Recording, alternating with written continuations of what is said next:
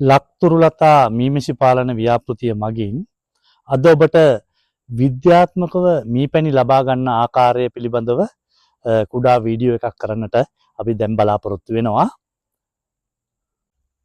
දැන් මේ වගේ කලගෙඩියක හෝ මේ මුට්ටියක ඇති මීමැසි ජනපදයක් ගත්තාම ගොඩක් වෙලාවට මේ පැණි පරාග පිලව් කියන කොටස් තුනම ඉන්නේ එකට. ඒතර අපි මේක නොදිනු ආකාරයට පැණි ගැනීමේදී පිලව් පැණි පරාග ඔක්කොමත් එක තමයි මිරිකලා ගන්නෙ.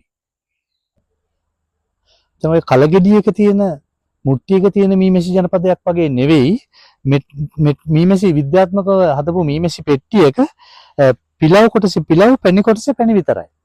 ඒතර පැණි ප්‍රේම් එක විතරක් උස්සලා අපිට එළියට ගන්න පුළුවන්. එක මීමැස්සේ පොඩි වෙන්නේ එක සතෙක් මැරෙන්නේ නැහැ. ඒගොල්ලන්ටත් පැණි යම් ප්‍රමාණයක් තියලා තමයි මේ පිලා කොටසේ පැණි යම් ප්‍රමාණයක් තියලා තමයි අපි ගන්නෙ. ඒතර කිසිම හානියක් වෙන්නේ නැතුව අපිට මේ පැණි නිස්සාරක යන්ත්‍රය භාවිතා කරලා අපිට පැණි ටික බොහොම පහසුවෙන් එළියට ගන්න පුළුවන්. දැන් කලගෙඩියක ඇති මීමැසි ජනපදයක් ගත්තාම පැණි පරාග පිලව් කියන කොටස් තුනම එකට ඉන්නේ. එතකොට අපි ගිහිල්ලා වෙලා මිරිකන්නේ සම්පූර්ණ පිලවුනුයි පැණි පරාගයි ඒගොල්ලන්ට සතුන්ට තානි වෙලා වෙනවා. එතකොට නැවත ආරයක් ආයේ මීමැස්සන්ට වද බෙද යනකොට පැණි වාරයත් ඉවරයි. නමුත් මේ පෙට්ටිය හදලා තියෙන්නේ පිලව් කොටසේ පිලව් පැණි කොටසේ පැණි විතරයි. පැණි ප්‍රේම් එක විතරක් අරගෙන මේ පැණි නිස්සාරක යන්ත්‍රයට දාලා කරකවපුවාම මේ වදයට කිසිම හානියක් වෙන්නේ නැතුව පැණි ටික විතරක් එළියට එනවා. එතකොට ආය පාරක් මේ පෙට්ටියට මේ වදේ දාන්න පුළුවන්. අතර මීමැස්සන්ට මුල ඉඳන් වද බඳින්න ඕනේ නැහැ. පැණි පුරවන්න විතරයි තියෙන්නේ. එතකොට පැණි කන්නේ තුල කීප සැරයක් ගන්න පුළුවන් මේ ක්‍රමයට මේ පැණි නිස්සාරක යන්ත්‍රය භාවිතා කරලා පැණි ලබා ගැනීමෙදී. නැත්තම් අපි අතින් මිරිකලා පැණි ගත්තොත් ආයේ වද බඳ යනකොට පැණි වාරේ ඉවරයි.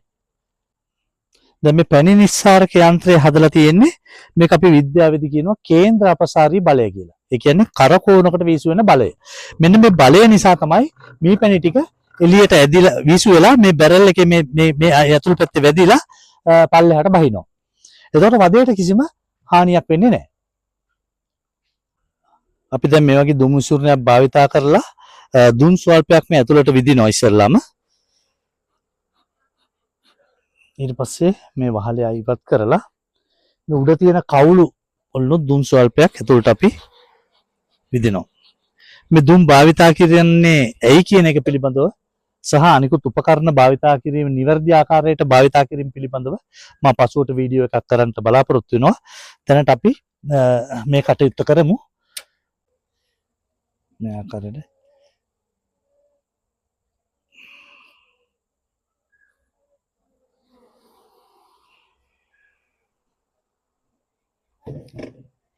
මෙහෙම මුල්ලෙන් මුල්ලට තියන්න ඕන. නැත්තම් මීමැස්සෝ යට වෙන්න ඉඩ තියෙනවා. මේ යට ඉන්න මීමැස්සෝ ඒ නිසා මුල්ලෙන් මුල්ලට තියන්න ඕන අපි. තියලා අපි දැන්ට වහනවා.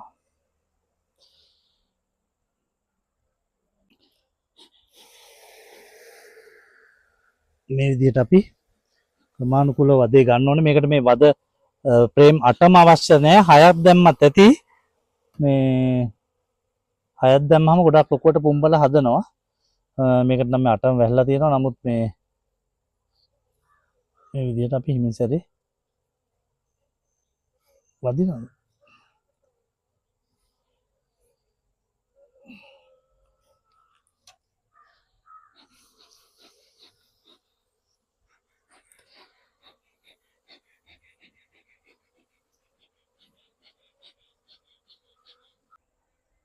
දැන් මේ වදේ බලන්න එක පිලවෙක්වත් නැහැ.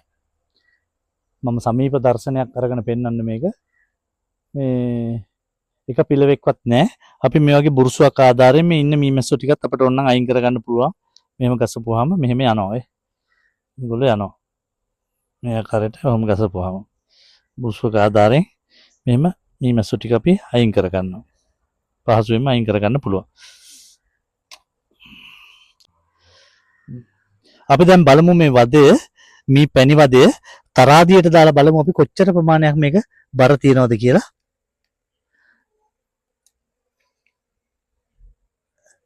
රෑම් තියෙනවා 428ක් නේ.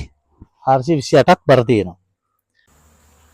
ඊට පස්සේ අපි මේ පැණි පියස්ස කපලා. ඒ කියන්නේ අපි මේ මීමැසි ජනපදයක මීමැසි පෙට්ටියක විද්‍යානුකූල හැදූ මීමැසි පෙට්ටියක පැණි ලබා ගැනීමේදී අවම වශයෙන් 75%ක්වත් මේ මීමැස්සෝ මේ වද සීල් කරලා තියෙන්න ඕනේ. එහෙම නැත්නම් මේ පැණි ටිකේ ජලයේ ප්‍රතිශතය ගොඩක් බෙහෙවින්ම වැඩි. ඒ නිසා අපි එහෙම ගන්නෙ නෑ. සාමාන්‍යයෙන් 75%ක් විතර වගේ සීල් කරලා තියෙන. දැන් මේක නම් 90ක් විතර වගේ සීල් කරලා තියෙන්නේ. 95%ක්ම සීල් කරලා තියෙන්නේ. ඒ නිසා අපිට මේක බොහොම පහසුවෙන් ගන්න පුළුවන්. මේ ආකාරයෙන් ගන්න පුළුවන්. මෙහෙම අරගෙන මේකේ මේ පැණි පියස්ස අපි කපලා ඉවරලා මේ හොඳ කැපෙන පීයකින් මේ පැණි පියස්ස අයින් කර ගන්න ඕනේ මේ විදිහට. මෙහෙම කපන්න ඕනේ. මෙහෙම කපලා පැණි පියස්ස අයින් කර ගන්න ඕනේ.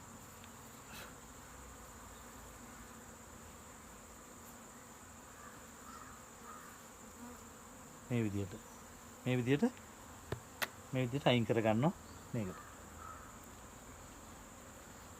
එකක් පෙන්න.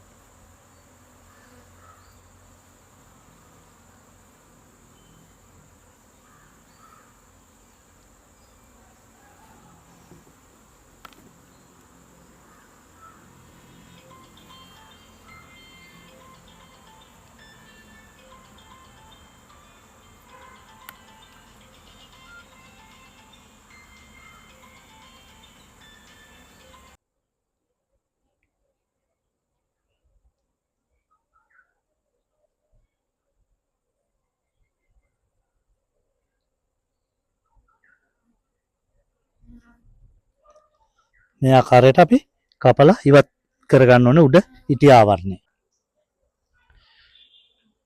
දැන් මේ පැනිසාරක යන්ත්‍රයට වද 6-7ක් වුණත් දාන්න පුළුවන්. නමුත් අපි එක වදයක් අපි ඉස්සෙල්ලා දාලා බලමු. මේකේ කොච්චරද කිරපු එකේ පැණි කොච්චර තියෙනවද කියලා බෝතල් ප්‍රමාණය බලා ගන්නත් පුළුවන් නිසා මම එකක් විතරක් ඉස්සෙල්ලා අපි බලමු.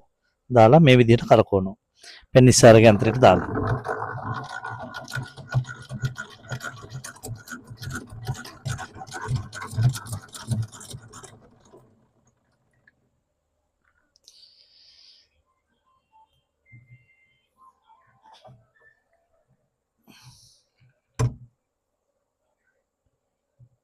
ඊට පස්සේ අනිත් පැත්ත හරවන්න ඕනේ. අනිත් පැත්ත හරවලා ආය අනිත් පැත්තත් අපි මේ විදිහට කරකවනවා.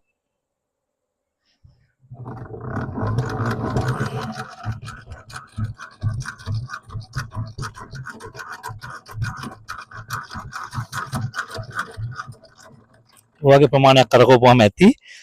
අපිට ඊට අරන් බලනවා කොහොමද පැණි ඇවිදලා තියෙන්නේ කියලා. මේ බලන්න 100%ක්ම වදේට කිසිම හානියක් වෙන්නේ නැතුව පැණි ටික ඇවිදලා තියෙනවා දෙපැත්තෙම. එතකොට මේ වදේ ආය පාරක් මේ මීමැසි ජනපදයට දාන්න පුළුවන්. ඒතර මීමැස්සට මුලින් ඉඳන් වද බඳින්න ඕනේ නැහැ. පැණි පුරවන්න විතරයි තියෙන්නේ.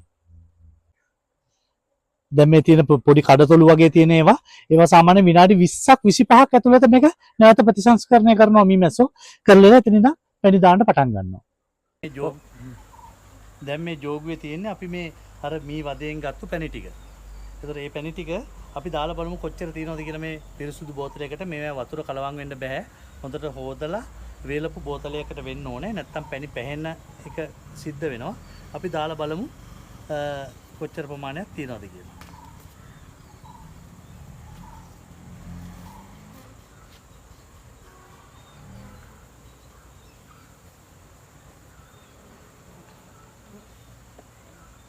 තව පැණි ඉතුරුවටක් තියෙනවා. මේ වගේ ප්‍රමාණයක් තියෙනවා. එතකොට අපි දැන් මේ පැණි ගත්තේ මේ රබර් කලාපේ. එතකොට රබර් කලාපේ පැණි වල පාට තමයි ගත්තු ගමම නිකන් පොල් තෙල් පාටක් තමයි තියෙන්නේ. මේ තියෙන්නේ පාට. එතකොට මේක තව මාස 6ක් 7ක් යනකොට මේක තව ටිකක් තද වර්ණයක් වෙනවා. තද පාටක් ගන්නවා. තව ටික මේක අපි මේ ගත්තු හැටියේ අපේ රබර් කලාපේ තියෙන මී පැණි වල පාට තමයි මේ තියෙන්නේ ගිය අවුරුද්දේ ගත්තු රබර් කලාපෙන් ගත්තු මීපැණි භාගයක්. දැන් මේකේ වර්ණය අරට වැඩිය වැඩි. මීපැණි පොඩ්ඩක් පරණ වෙන්න පාට වෙනස් වෙනවා. දැන් මීට වැඩිය පාටක් එනවා. තව මාස 6ක් විතර යනකොට මේ රබර් කලාපේ මීපැණි. ඊළඟට අපි බලමු වෙනත් කලාපයක තියෙන මීපැණි වල පාට කොහොමද කියලා. හරි. මේ තියෙන අපි මේ වෙළඳ පොළට යවන සූදානම් කරලා තියෙන මීපැණි භාගයක්. මේක ඇවිදලා මේ බදුළු බණ්ඩාරවැල ප්‍රදේශයෙන් ගත්තු මීපැණි. එතකොට මේ අපේ ලේබල් එක ගහලා වෙළඳ පොළට යවන්න සූදානම් කරලා තියෙන මීපැණි භාගයක් තමයි මේ තියෙන්නේ. එතකොට මේ තියෙන්නේ අපි මේ දැන් ගත්තු මීපැණි ටික රබර් කලාපේ. එතකොට මේ ප්‍රදේශයෙන් ප්‍රදේශයට මේ මල් රටාව අනුව මීපැණි වල පාට වෙනස් වෙනවා. ඒ නිසා අපිට එකපාරට මීපැණි බෝතලයක් දැකපු ගමන් කියන්න බෑ මේක හොඳ මීපැණිද නරක මීපැණිද කියලා එලා. මොකද ප්‍රදේශයේ මල් රටාව අනුව තමයි මේකේ වර්ණයෙන් කියන්න බෑ මීපැණි වල හොඳ නරක. මේ තියෙන්නේ බදුළු බණ්ඩාරවල ප්‍රදේශයේ. මොකද ඒ ප්‍රදේශයේ තියෙන විශේෂයෙන් යුකලිප්ටස් ශාකය. ඒ ශාකයෙන් ගත්තු මල් වල පැණි ටිකක් තදයි.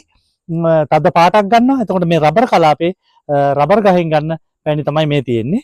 ඒ නිසා මේ පාට වර්ග දෙකක්.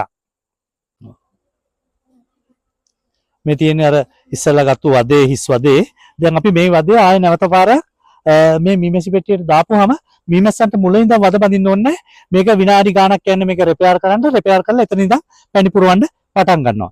මම මේ ඔක්කොම වද ටික ගන්නකම් පෙන්නුවේ නැත්තේ වීඩියෝ එක ගොඩක් දිග්ගැසෙන නිසා. ඒ නිසා මේ මම කෙටියෙන් කළේ දැන් මේ වදේ අපි මේ විදිහට මේකට දානවා.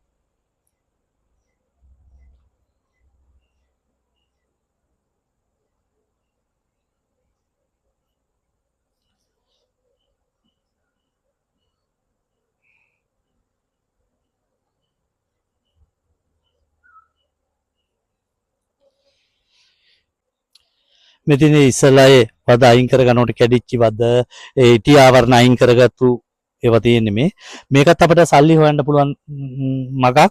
මොකද මේ ඉටි නිස්සාරණය කරගන්න පුළුවන්.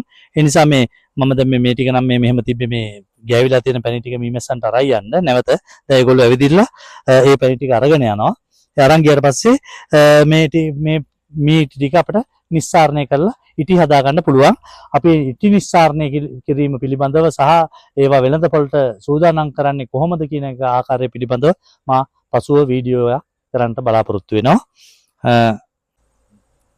මා ඔබට දැනට ඉදිරිපත් කරනු ලැබුවේ පැණි නිස්සාරකයේ භාවිතා කරමින් මීපැණි ලබා ගන්න ආකාරය පිළිබඳව ඉතාමත්ම කෙටි වීඩියෝවක්.